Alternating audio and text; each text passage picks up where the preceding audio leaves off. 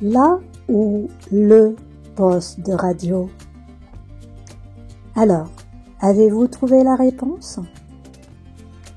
Eh bien, en français, on dit la poste pour le service postal, mais le poste pour un appareil comme une radio.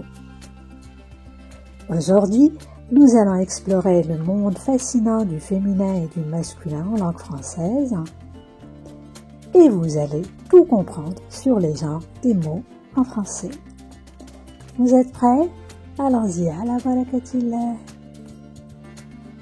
Chaque nom est classé soit au masculin, soit au féminin. Ensemble, nous allons comprendre les règles et les exceptions pour pouvoir maîtriser l'accord des adjectifs, des articles et des pronoms.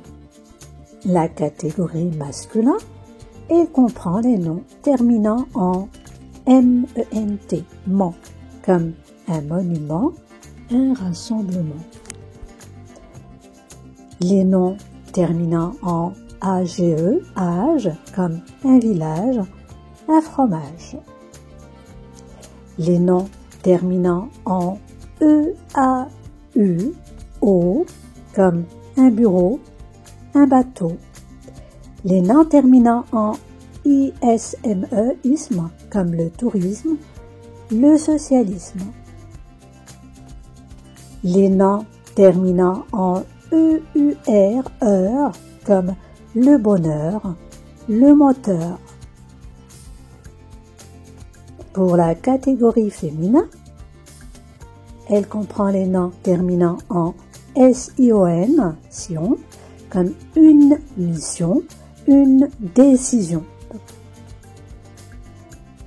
Les noms terminant en t, comme la liberté, la bonté.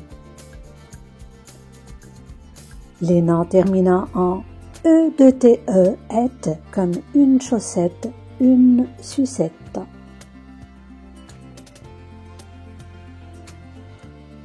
Les noms terminant en ur, comme une voiture, une nature. Il faut par contre noter que certaines exceptions existent malgré les terminaisons.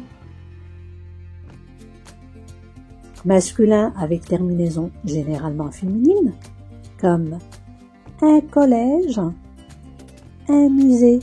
Vous avez le E pour collège et accent E pour musée.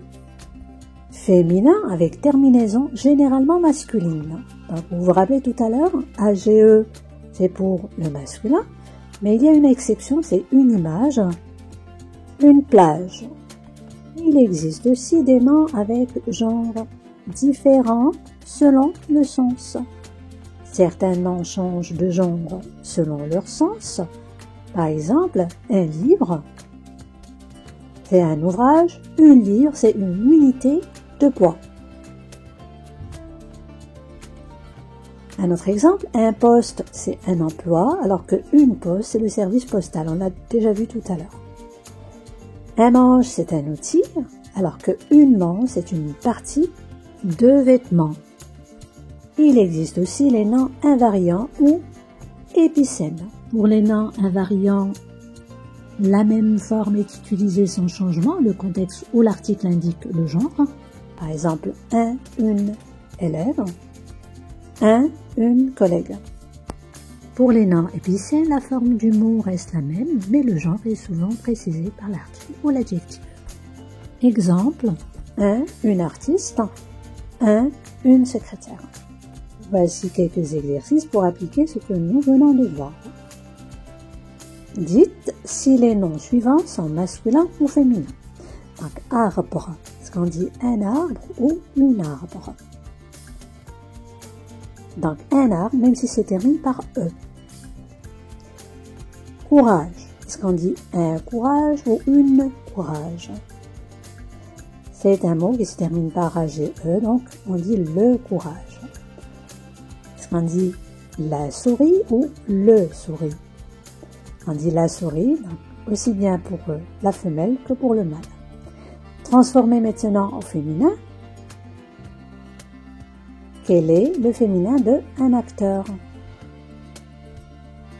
c'est une actrice. Quel est le féminin de un héros? C'est une héroïne. Par contre, on fait la liaison pour le féminin. Donc, un chanteur. Quel est le féminin de un chanteur? C'est une chanteuse. Je vous donne maintenant une question et merci de me donner la réponse dans les commentaires. On dit un après-midi ou une après-midi? À vos claviers. Cette activité a pris fin et si vous souhaitez plus de détails sur le genre des mots, il vous suffira juste de cliquer sur la vidéo suivante. Et sur ce, je vous dis à très bientôt.